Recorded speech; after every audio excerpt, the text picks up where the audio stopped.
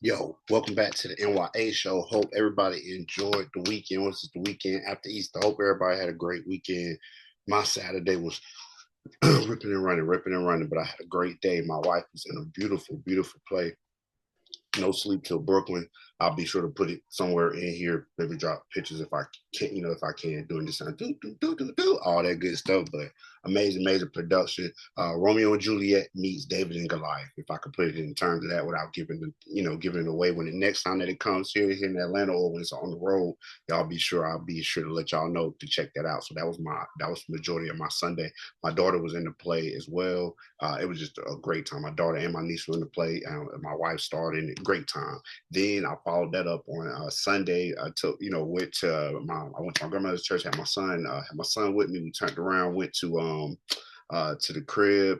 I spent some time there, got back on the road, moving around. There's a new church that opened up over here by me. So it was a lot of, you can go this way, can go that way, a little slow moving through. So that was not fun, but it comes with the territory. Shout out to the new church that opened. So I hope that y'all had a great weekend too. As we move into this week now, starting up my week, everything's running smooth for me so far. How a Mother is Balancing Life in the Pursuit of Dreams is always still there on YouTube, on Spotify.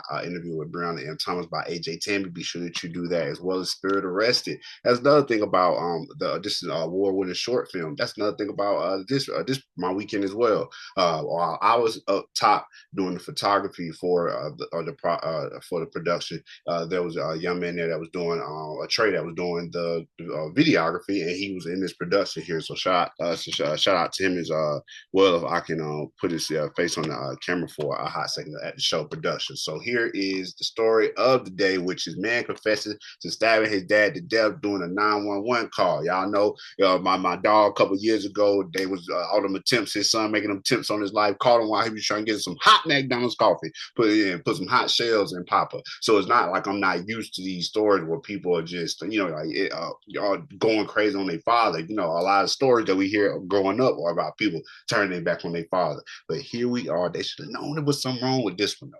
Should have known there was something wrong with this one here, but I'm gonna go ahead and play it. Let me see. Hello, where is it?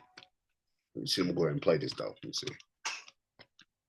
The first thing out of Michaiahswindler's mouth on the phone with dispatchers, an admission. I'm not gonna lie. I just killed my father. Wait, what? I killed my dad. What do you mean by you killed your dad? He gone with the Lord now, no longer on earth, dispatcher. Like he's dead. We're learning what led up to the violent incident. Marysville police had been to this house earlier in the day, responding to a dispute between Michaiah and his father, 59-year-old Joe Swindler. A police report shows the issue started over a dispute over doing the dishes. This caused a verbal conflict. Hours later, another call to the started. Father, 59-year-old. Responding to a dispute over some dishes. Responding to a dispute between Michaiah and his father, 59-year-old Joe Swindler. A police report shows the issue started over a dispute over doing the dishes. This caused a verbal conflict. Hours later, another call to the home from Michaiah, who said he stabbed his father with a knife. The dispatcher asked him why. God told me to. God told you to. Back. Another call back to a story I did. Another call back to a story I did where the clips came and the girl went shooting in the McDonald's or something like that. Said that God told her to do it. Here we go, another one. Do we read our Bibles? Oh man, no, he did. That order. The boy just walked out and gave himself up to him. Neighbor Rich Digney saw police take Michaiah away and says he was as calm as he had been on the 911 call. And they put him in handcuffs, put him in the car, and then that was it. Here's what we know about Joe Swindler. He'd lived on Meadowlark Lane for almost 20 years, and he worked at Honda. But neighbors didn't know much more about the man. And he'd just go out, take care of his yard. He didn't come over and visit or anything. He'd wave to him, he'd wave back. That's about it. First case is City of Marysville versus Michaiahswindler. Michaiahswindler was in court this morning, where prosecutors called him dangerous and requested that he be held You on wish a me to high consider bond. Of course, he need to be held, man. Man, dang, bro. This nigga, come on, bro.